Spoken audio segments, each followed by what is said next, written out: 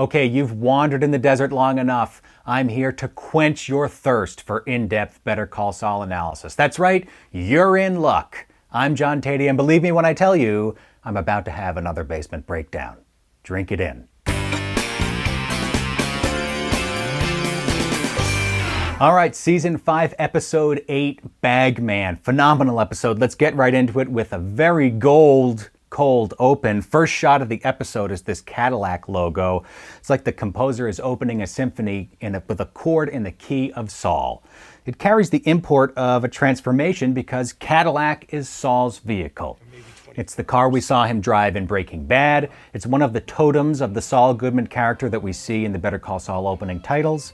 In the series premiere of Better Call Saul, very early on, a character establishing shot happens with this little fake out. We see Jimmy coming out of the courthouse, and it looks like he's going to the white Cadillac we all know and expect him to get into. Instead, both he and the camera move over to the Suzuki Esteem, this runt of a car that demands respect without earning it. That shot showed us where Jimmy's going and where he's coming from. The white Cadillac is Saul. The Suzuki Esteem is Jimmy McGill. Just little old me and my little old Suzuki Esteem. That little old me persona seems to be reaching the end of the road in this shot we see just before the handoff. The road that's been traveled seems to stretch off onto the horizon and beyond. We can't tell where it ends. It's infinite. But the road to be traveled for the Esteem, well, it doesn't exist anymore because of this extreme framing choice. There is no road to be traveled, and indeed the Suzuki Esteem does reach the end of its road in this episode. In a fictional universe that obsessively uses cars as avatars for the characters, these images strike me as pretty significant. They suggest a transformation, a destruction of one identity, and the hardening of another. Speaking of cars as avatars, here's the cousin's car pulling up and centering just so in a frame defined by symmetry. And it's appropriate because to me, the Salamanca cousins embody a platonic ideal of the Breaking Bad world. They're this perfectly symmetrical pair. So much of the show's human drama is driven by its exploration of pairs. What makes them tick? What makes two people attract or repel each other? In Breaking Bad, the pair at the core was Walt and Jesse. In Better Call Saul, it's Kim and Jimmy. But pairs abound, and they usually come with the question of why do these people who seem so right for each other go so wrong, or vice versa, right? That two-sided question is a really basic engine of character development in this universe. The cousins are an exception, essentially two of the same thing. The perfect pair, so it's not even that they go together or go right or go wrong, they just go, to me. Their aesthetic is comically sleek and glossy. They're devoid of personality. They feel not quite human because we know that human pairs are messy. These shows have spent a lot of time teaching us that lesson. The cousins highlight that messiness by providing this extreme contrast. And in this episode's cold open, we follow the cousins deep into the heart of this gold world, this gold realm, the unlawful realm in Better Call Saul's blue-gold dichotomy. They are a picture of synchronicity here. Unfolding their duffel bags, Busby Berkeley would be proud of their formation. But then, plop. Just real quick, little wad of money drops on the floor. It's this whimsical way of tipping us off that there's a glitch in this operation. The cousins are human and mistakes will be made. And what's the glitch? Well, I'll put it this way. Remember that ice cream cone from earlier in the season? I know you do because I know you watched my ice cream breakdown. This is the ice cream cone that flopped to the ground and attracted a swarm of ants. Well, here's a tasty pile of greenbacks that just dropped on the ground. And right on cue, if you'll forgive me, here's our first ant. Tengo algo para él, si es que sigue interesado. And later, here's a bunch more. Saul spends most of the episode trying to outrun these ants while lugging two giant ice cream cones across the desert, if you'll allow me to overextend the metaphor here. The key message here is you can be as clever as you can be, but this much money, this sweet a treat, is going to attract some pests. Let's move to the Lalo and Saul scene. Lalo says to Saul, "Hey, you're the right guy for this." "You're the right guy for this." That's been a thematic touchstone of the season. One persistent question has been, like, okay, Jimmy has created Saul Goodman, but now, what is Saul the guy for? What is he good at? Next! Saul imagines that he's the streetwise showman lawyer, the number one guy to work the levers of the legal system with his mix of moxie, razzle-dazzle, and corner cutting. Then Lalo meets Saul, and Lalo's like, whoa, Saul Goodman is the perfect guy for drugs and murder. Thank you so much for coming into my life. Buena idea, eh? This dude, good idea, right? He said that to Nacho, but unwittingly it was also a compliment to Jimmy. Like, great job creating this Saul Goodman guy, because he and I will make a fantastic pair. The whole season we've watched Jimmy/Saul reckon with the reality that the guy he thought he was creating, the guy he thought he was becoming, turns out to be ideal for something else. It's a trajectory, by the way, that parallels Kim. She thinks that she's created in herself the ultimate, like, pro bono do-gooder, but then it's always ring, ring, hello, Ms. Wexler, it's money on the line. Kim's just too good at being Ms. Fix-It for corporate empire builders. Her inner angels really struggle to carry her out of that orbit. Tough to segue from inner angels back to Lalo, so let's just go to another quote from Lalo in this scene. You're nobody. I mean, no offense, but nobody's gonna look twice at you. A line that Jimmy then echoes later when he's trying to reassure Kim. No one's going to look at me twice. This repeated twice, I think, is a reference to the Jimmy-Saul duality, but the key to me here is this idea that Saul somehow has this power of invisibility. His operative quality is that nobody will see him, according to Lalo and later according to himself. You sound like you are talking yourself into this. I will be okay. Did it feel a little off to you to hear Saul Goodman, this guy, described as the person nobody would see, nobody's going to look at? Saul Goodman, of all people, is going to escape everyone's notice? It doesn't sound right. It sounds kind of dissonant. And of course, it's not supposed to sound right. No one will look at you functions as this sort of suspended harmony that is resolved over the course of the episode. Touching on Kim and Jimmy real quick, this invisibility thread shows up in this scene, contained in this idea expressed by Kim when she tells Jimmy, Jimmy, you are an attorney, not a bagman. It resonates with Saul's repeated declarations of yo soy abogado. Yo soy abogado. Yo soy abogado. Yo soy abogado. I'm a lawyer. Obviously, this is his way of identifying himself to the cousins. I'm the lawyer. But it's also this shield that he hides behind. Abogado. I'm not one of you. I'm a protected class. Act like I'm not here, right? That's what I'm a lawyer, yo soy abogado means in this context. Yo soy abogado is also the story that Saul's telling himself. It's an attempt to make sense of this situation because look, if he has become a cartel bagman, then his life has really gone sideways. But if he's a lawyer, well, there's order. There's rules. The only way he can calm his deepening doubts and fear is by saying, I'm simply a lawyer working on behalf of my client. The ultimate rationalization for shady behavior. Some evidence fell into my lap. I was kind of obligated to use it, for my client.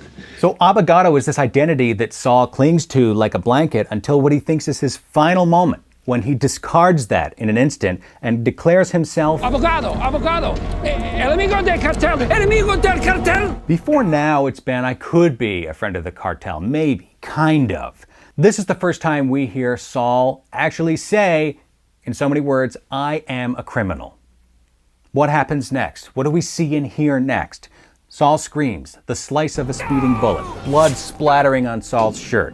And then the report of Mike's rifle arrives, and Saul begins to realize, as we do, that he wasn't actually hit. But for a moment, we do perceive this character dying by way of a golden gun. And the suggestion is that someone did die right here. Someone did die right after Saul declared himself a criminal, and I would suggest, of course, that Jimmy died. I'm not saying this is the moment Jimmy McGill dies and Saul Goodman is born. That's not how the show works. It's not flipping a switch like that. This is a more nuanced story of continuous transformation, but of course there are still turning points, moments when the music comes to a crescendo, and this episode is made to feel like one of those turning points. The blood splattering where Jimmy's heart would be is of a piece with other images that suggest Jimmy's death. The Esteem doing the Wile E. Coyote routine I already mentioned, the bullet going through the second best lawyer mug. These are images designed to make us grieve Jimmy McGill. The essence of this episode's turning point, to me, the reason for all this grief, is summed up by Mike's diagnosis of the broken Esteem. He says, The alternator's shot. the alternator, the guy who alternates between the right and wrong side of the law, between blue and gold, between Saul and Jimmy. The balance has been tipped. No more alternating. Saul Goodman plays for the gold team. We can't deny it anymore. He can't deny it anymore, might be the more apt thing to say. I want to talk now about hiding. Mike and Saul on this journey, their main imperative is to remain hidden. Lalo's prophecy was that no one would look twice at Saul, and the irony became that, of course, a lot of people had eyes on him. The bandits were on him, for one, and Mike had a beat on him all along, as we see when he takes the gas cap out of the Esteem. That's a sly callback to the gas cap beacon that Mike discovered and then hijacked in Season 3.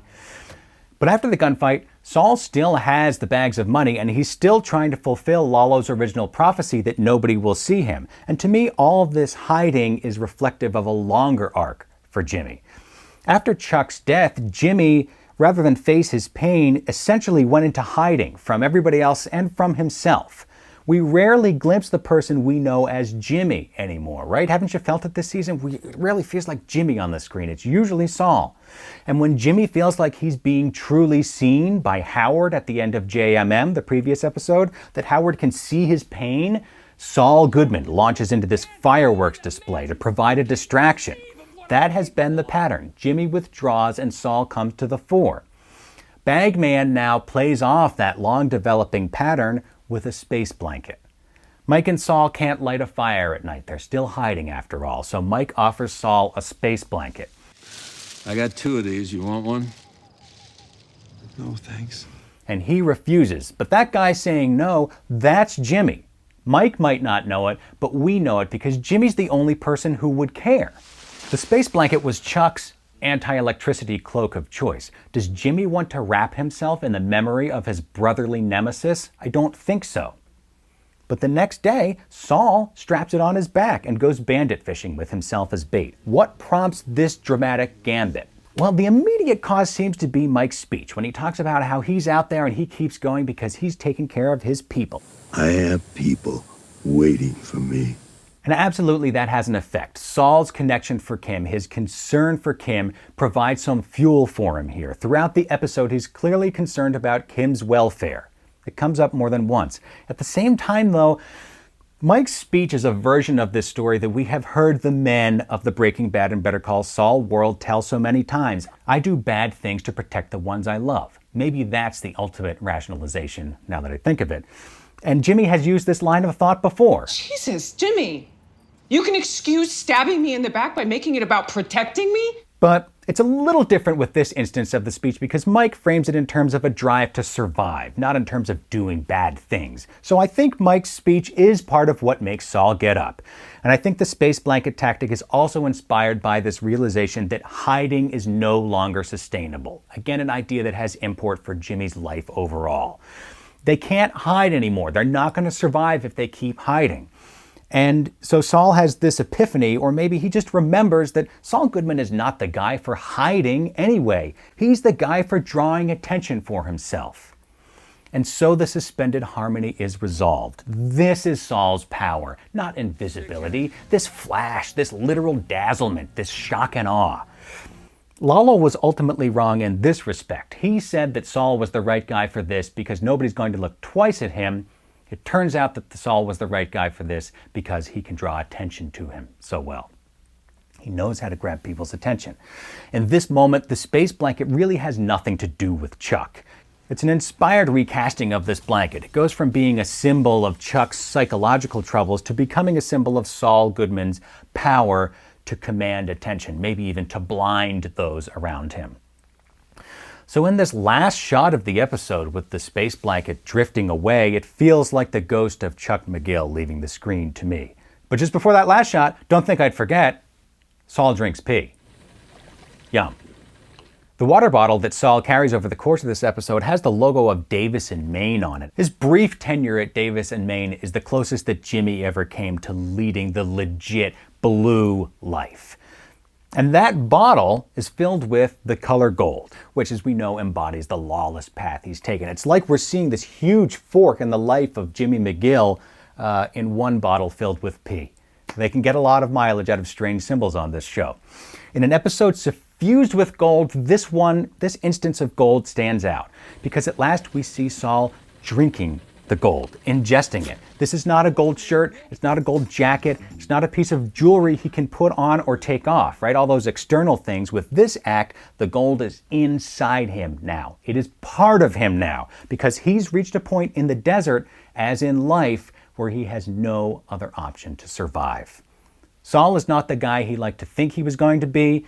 The gold world is not the paradise he thought it was going to be, and that is a bitter reality to swallow. That's it. I'm done. Or should I say... Done. Wow, what a phenomenal episode of television. It's such a privilege to talk about it with you. As always, this is my read of the episode. I really look forward to hearing your insights in the comments. Here's a shout out to intrepid editor Brendan Leonard. Thanks for watching. I got to go work on the next one. See you soon.